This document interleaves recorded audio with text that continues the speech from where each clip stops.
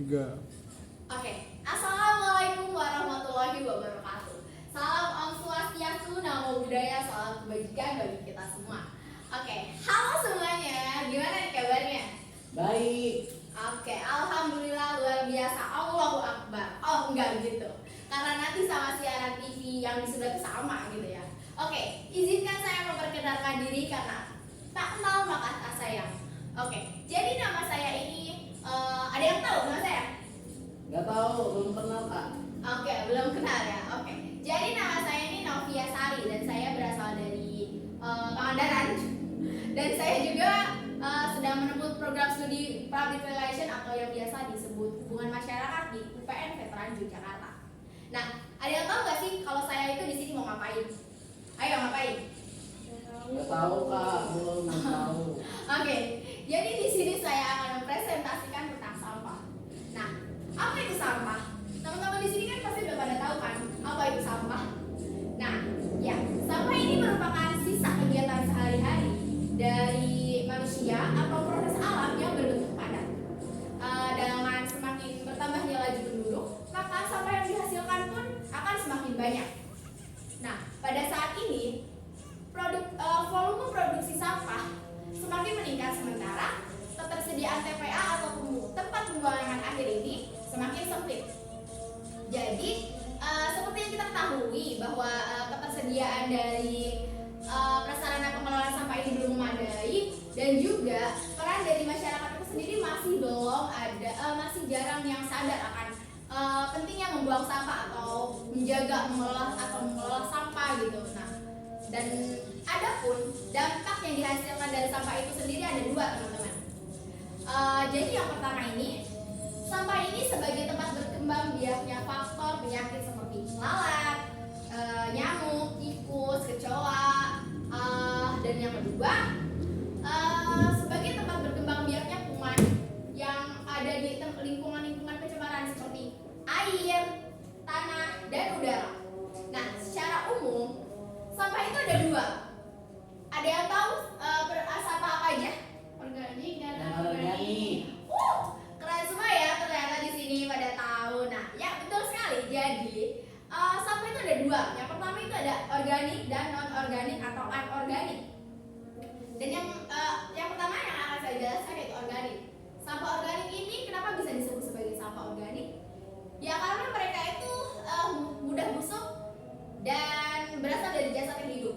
Contohnya seperti sayuran, daging, ikan, nasi, rumput, dan ranting. Dan yang kedua, kalau yang tadi yang basah dan sekarang yang kering dong. Tapi apa tuh yang kering gitu kan?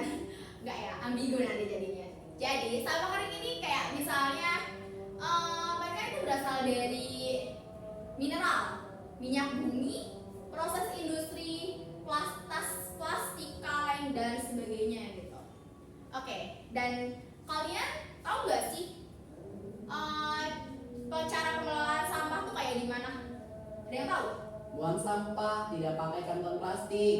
Oke, betul banget. Tapi ada yang lebih singkatnya lagi nih teman-teman. Jadi ada yang namanya 3R, yaitu reduce, reuse, dan recycle. Apa itu reduce? Jadi reduce itu berasal dari bahasa Inggris tentunya, yang artinya mengurangi sampah. Nah, contoh dari ini adalah yang paling gampang dan yang paling mudah banget diaplikasikan sama teman-teman yang ada di sini semuanya. Jadi contohnya waktu kita ke kantin, kita itu nggak pakai bawaan plastik gitu, kayak kita misalnya beli jajan, kita tuh pasti kalau banyak pasti pakai plastik kan. Nah, itu jangan ya, itu harus dikurangi. Kita bisa pakai tote bag atau kita bisa membawa tupperware wadah makanan dari luar, dari rumah kita gitu. Dan yang kedua ada reuse, yaitu pemanfaatan ulang. Kayak misalnya menggunakan botol isi ulang, kayak misalnya di botol minum gitu, kayak oh ya minjem ya. Nah, kayak pas misal pakai ini gitu, itu tuh bisa digunakan untuk pemanfaatan ulang dan berkali-kali digunakan. Dan yang kedua adalah memanfaatkan kertas yang masih kosong. Kayak jangan mentang-mentang kita punya kertas banyak, kita malah jadi buang-buang kertas, itu tuh gak boleh. Dan yang ketiga ada memanfaatkan kaleng bekas untuk membuat pot, kan lebih kreatif ya teman-teman. Dan yang terakhir adalah recycle.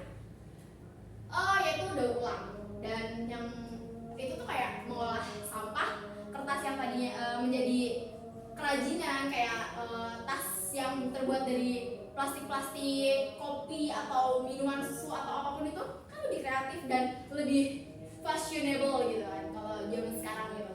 Nah, sampai di sini ada pertanyaan?